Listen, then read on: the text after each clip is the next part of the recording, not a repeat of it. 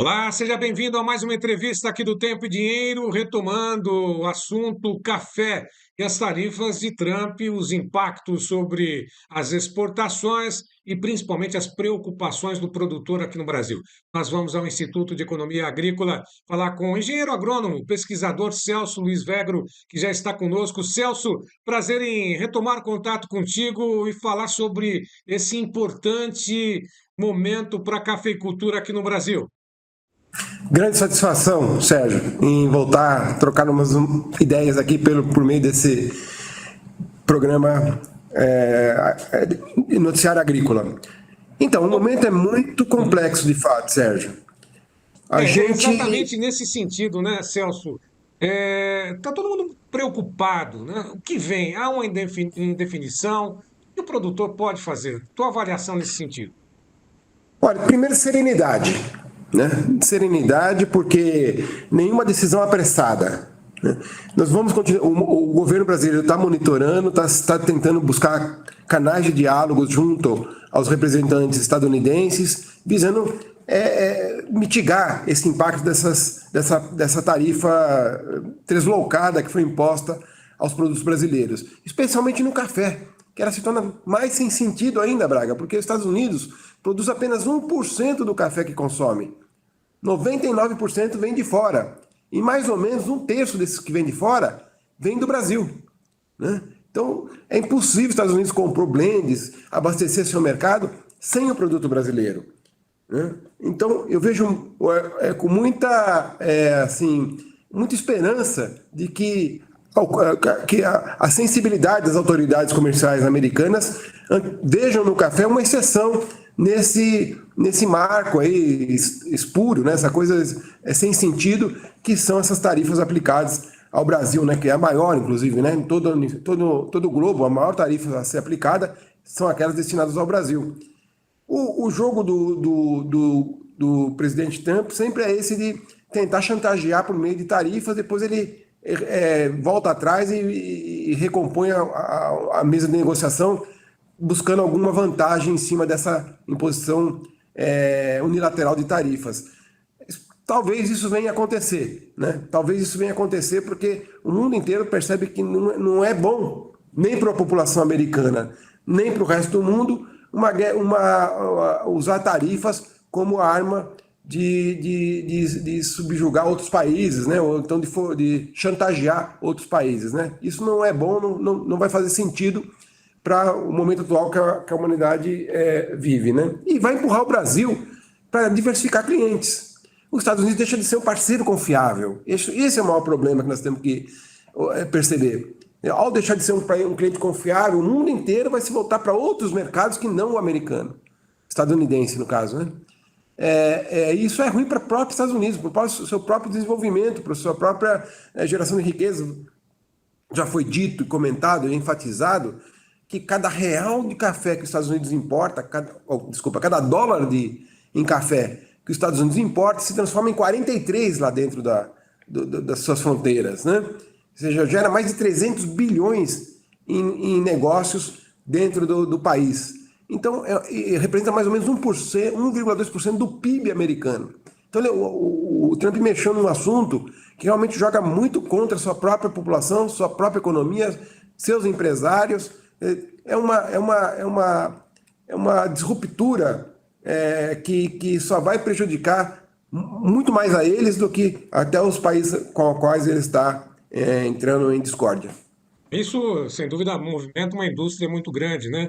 Não só nos Estados Unidos, China, nem diga, né, que nós temos aí as cafeterias que geram emprego, geram imposto, geram eh, um mercado, movimenta o mercado. O café é muito mais importante do que se imagina nesse sentido, né? É lógico que fala-se sobre algumas exceções a serem tomadas, né? Algumas indefinições ainda, porque não há certeza ainda que no dia 1º de agosto essas tarifas sejam impostas. Ao que tudo indica, isso vai acontecer.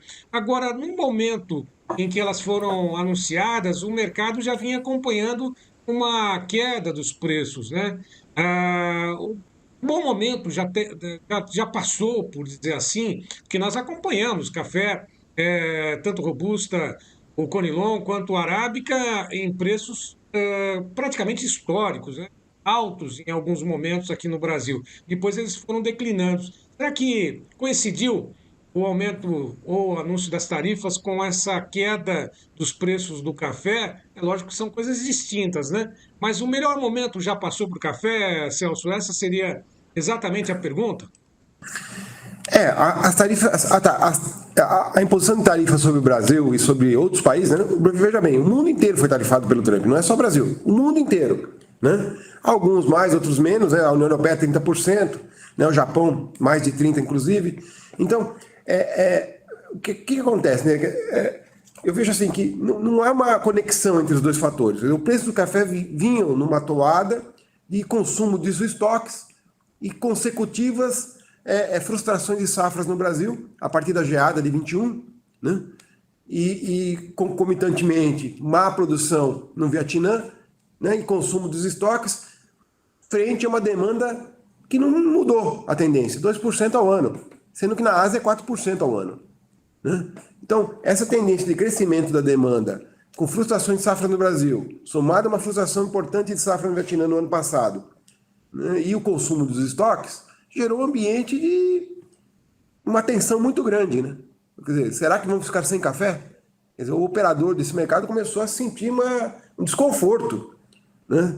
Na capacidade de suprimento de produto, de matéria-prima para o seu processamento. Então isso fez a disparada de preços. E eu diria para você, Braga, o seguinte: se não tiver 3 safras consecutivas do Brasil muito boas, que não é o caso desta, veja bem, já não é o caso desta. Foi muito bom em Robusta, em Conilon, mas não foi tão boa em Arábica, né? Está sendo mais ou menos em Arábica. Nós precisaremos 3 safras consecutivas muito boas do Brasil, ou seja, o que é muito boas do Brasil? 70 milhões de sacas. Para regularizar estoques e começar efetivamente uma tendência de declínio de preços. E o que a gente não está tendo, né? Esse ano, por exemplo, não vai ter. Vamos ter lá uma produção satisfatória no Vietnã, é verdade. Podemos ter uma produção um pouco melhorzinha na Colômbia, na Indonésia. Mas mesmo assim, frente ao consumo de 2% ao ano, veja, é fácil falar 2%, mas transforma isso em número de sacas, né? 2% ao ano está significando mais ou menos 3 milhões e meio de sacas de incremento no consumo mundial ao ano, né? Então, quer dizer, praticamente São Paulo produz 5 milhões de sacas, o estado inteiro, 4,5 a 5. Então, é um volume significativo de produção, 3 milhões de sacas a mais de incremento todo ano, né? E nesse período para trás que houve frustrações de safra brasileira, os preços não ajudaram. Mesmo depois da geada, teve um pico de preços, né, nas cotações, mas depois ficaram muito flat, ali em torno de 800, 1.200 reais a saca. Ficaram nessa faixa aí. Ou seja, um preço que, mesmo para outros países, que é pior ainda, né, porque o preço internacional não chega para o agricultor, diferentemente do Brasil, né, onde o preço internacional, 90% do preço internacional chega no cafeicultor, né, nos outros chegam 60%, 50%, olha lá. Então, com esses preços, não se estimulou o plantio, renovação, incremento de tecnologia, manejo agronômico, novas variedades, nada disso. Ficou congelado, né? Ficou congelada essa coisa da área cultivada, as técnicas produtivas. Então, não houve incentivo para que houvesse melhorias nessas lavouras. Então, pegou de surpresa. Quer dizer, a hora que acabou o estoque, a hora que não tinha safra, todo mundo tenso, os preços dispararam. E a tendência é que devem permanecer em patamares muito satisfatórios, embora sazonalmente tenhamos oscilações, como está acontecendo agora. Em plena colheita no Brasil, nós vamos ter sazonalidade, né, de baixa de preços. Agora, vamos aguardar a entre-safra brasileira e realmente observar o que vai ver, em que patamares esses preços vão se estabilizar. Eu referencio muito, Sérgio, no cacau. O cacau vem há quase 3 anos com preços próximos de 10 mil reais a tonelada. 10 mil dólares a tonelada, né?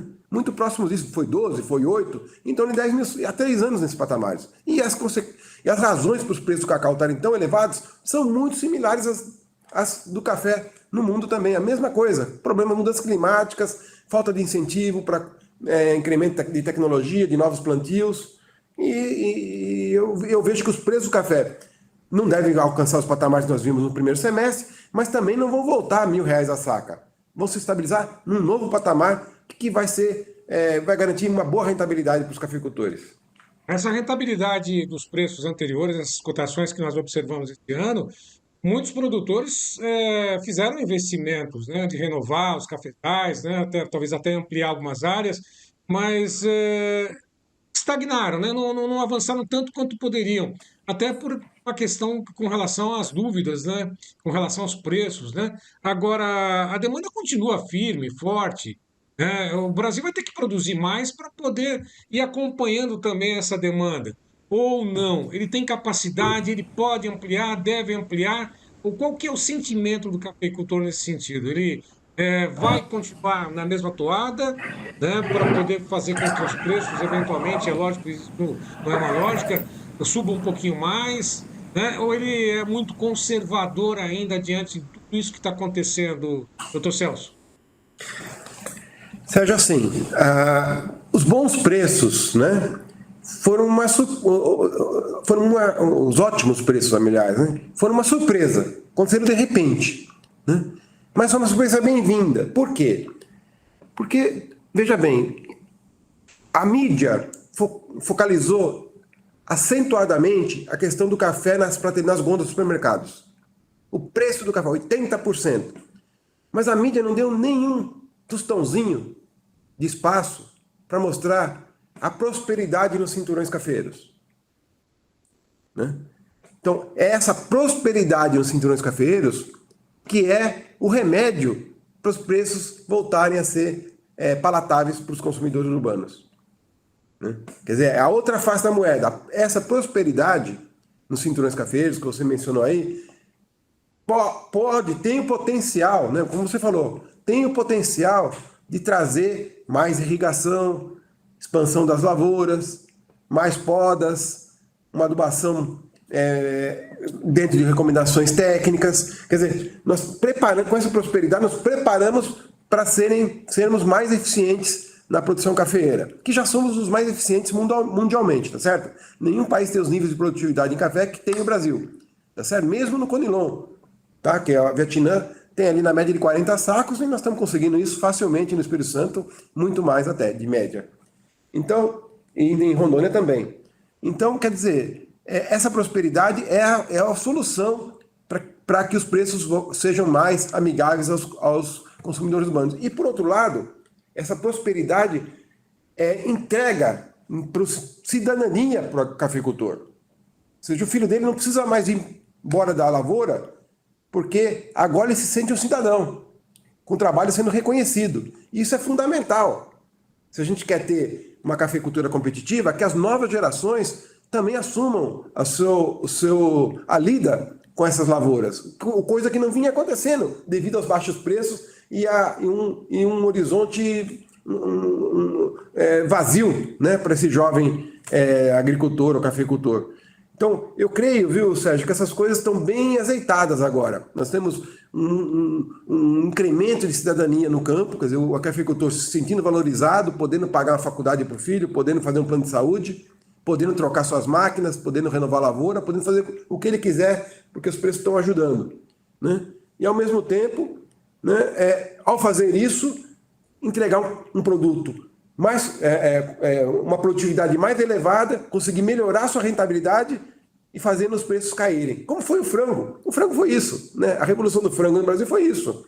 Quer dizer, o frango que era 70 dias para conseguir 1,5 kg, hoje com 40 dias consegue 2 quilos. Então o frango que era mais caro que a carne bovina, hoje é a proteína mais barata. E o avicultor consegue mais lucratividade do que antes. Né? Então essa que é a ideia. Os ganhos de produtividade geram melhoria da renda, né? E ao mesmo tempo produto mais competitivo na ponta, né? Do consumo. Então esses fatores todos estão meio que caminhando conjuntamente. É lógico que não é de curto prazo, né? Porque café é uma lavoura perene, nós vamos ter um tempo para que essas coisas aconteçam, mas ela já está contratada, Sérgio. Essa coisa já está contratada. Nós vamos ter expansão de lavoura, nós vamos ter renovação de lavoura, nós vamos ter mais tecnologia, nós vamos ter jovens empreendedores no campo, trabalhando com café e se orgulhando de ser cafeicultor, e na cidade, uma bebida que cabe no bolso de todo mundo. E só para finalizar contigo, né, uma conclusão que a gente tem é de que Sem dúvida, né? O mercado, os municípios, né? As famílias prosperam, né? Os municípios arrecadam mais, as famílias prosperam, educam os filhos, sucessão familiar está aí, né? Há um empoderamento, né? Um termo usado, para o mercado do café também. O mercado de café está sendo empoderado, né? Se esse é o termo mais correto, mas um empoderamento, né? Do Sim. mercado do café. Agora, no aspecto de aproveitar os preços, cotações em alta, o produtor ainda é conservador no quesito de buscar ferramentas que eventualmente garantam que as cotações que estiveram em alta, ou ele ainda prefere vender aos poucos, né, esperar o mercado se movimentar um pouquinho mais. Está mudando essa concepção, ele está procurando mais proteção, né, nas ferramentas aí de hedge, mercado futuro. Você tem notado isso também, doutor Celso? Sem dúvida, eu acho que graças ao trabalho das nossas cooperativas, né? Eu vejo o trabalho das cooperativas como essencial nesse processo educativo, né? De mitigar risco na cafeicultura, né? E o risco de produção, né? E o risco de preço são aqueles que a gente tem que estar sempre de olho, né? Porque, de fato, é uma indústria a céu aberto. Então, você ter risco de produção, seguro agrícola. Você ter risco de preço, barter, mercado futuro, mercado a termo, CPRs. Quer dizer, você tem ferramentas hoje e as cooperativas estão sendo muito hábeis, né? Principalmente o barter. Né? No barter está sendo uma revolução na cafeicultura. Né? Aquele do escambo, né? Não sei se todo mundo conhece a operação barter. Mas ela já está sendo uma revolução. Dificilmente alguém compra adubo e defensivos para a lavoura e não recorre a um barter. Por quê? Porque é muito cômodo você pagar na moeda café. Né? Sua moeda é café. É o que você vai ter na mão para quitar essa dívida. Né? Então, essa ferramenta de barter junto às multinacionais, por intermédio das cooperativas, é formidável. Porque outra coisa, né, Sérgio? Eu não sou defensor de nenhuma multinacional aqui, tá? Mas elas têm acesso a financiamento com taxa de juros de 3% ao ano, diferente do nosso 15% ao ano. Né? Quando ela pega esse dinheiro internacional para fazer a operação barter aqui no Brasil, ela está realmente beneficiando toda a difusão de crédito rural que a agricultura necessita para poder operar. Então, para mim, esse aprendizado ele é lento, ele não é do dia para a noite, mas ele crescentemente vem sendo conquistando mais e mais cafeicultores devido digamos assim, não é facilidade, né? Não é a palavra assim, ele é amigável, né? Ele é amigável, a sua moeda é o café, né? Então isso ajuda muito, não vamos falar de taxa de juros, de spread, custos administrativos, nada disso. Aqui a moeda é o café, você contratou ali 100 sacas de café para pagar na colheita, tá essencialmente entregar 100 sacas. Agora, onde está a coluna de barro da cafeicultura e da agricultura brasileira? A falta de uma política de seguro que realmente seja bem disseminada. Né? Ainda, o seguro ainda é uma coisa uma resistência muito grande de se contratar seguro na cafeicultura. Coisa que é comum no trigo, na soja, no milho, no tomate, na uva. Né? Todas essas culturas fazem muito seguro. Agora, o café realmente é muito baixa a adesão ao seguro. Porque quando você faz um seguro, se você tiver frustração de produção por seca, por granizo, por praga, o que seja lá o que for, incêndio, o seguro vai te remunerar a sinistralidade, você vai conseguir comprar esse produto no mercado e fazer a entrega e quitação do seu contrato. Né? Então, o grande problema é você levar ao mercado futuro, que já é um aprendizado bem interessante, que tem acontecido graças ao trabalho intenso de nossas cooperativas de café, mas ainda carece de uma política na mesma altura, com o mesmo calibre de seguro rural. Eu acho que a hora que nós tivermos essas duas políticas no mesmo patamares, realmente nós fechamos um circuito muito virtuoso, né, para o desenvolvimento ainda mais sustentável da nossa cafeicultura. Em resumo, antes do cafezinho, o momento é de observação, cautela, e não perder o foco, continuar fazendo aquilo que bem sabe fazer, né? Porque o mundo não vai parar, o café vai continuar sendo a bebida mais apreciada e provavelmente os mercados vão ampliar, né, esse consumo mundo afora. Seria isso, né, doutor Celso? Exatamente, e a oportunidade que o Brasil vai ter realmente de buscar novos parceiros comerciais, assim como o mundo inteiro está fazendo, né? Os Estados Unidos deixa de ser um parceiro confiável e o mundo vai procurar diversificar seus destinos, suas produções, excluindo os Estados Unidos, e isso vai ser péssimo para eles mesmos, né? Eles mesmos estão. É o famoso tiro no pé, viu, Sérgio? Certo. Doutor Celso Luiz Vegro, mais uma vez, muito obrigado. Dispõe aqui do tempo e dinheiro. Em breve a gente retoma o contato, fazer uma análise tão aprofundada com relação ao mercado do café, principalmente para o produtor que nos acompanha Brasil afora. Foi um prazer retomar esse contato contigo. Um grande abraço, bom trabalho aí no IEA. Obrigado, Sérgio. Um grande abraço a todos que nos ouvem. Obrigado.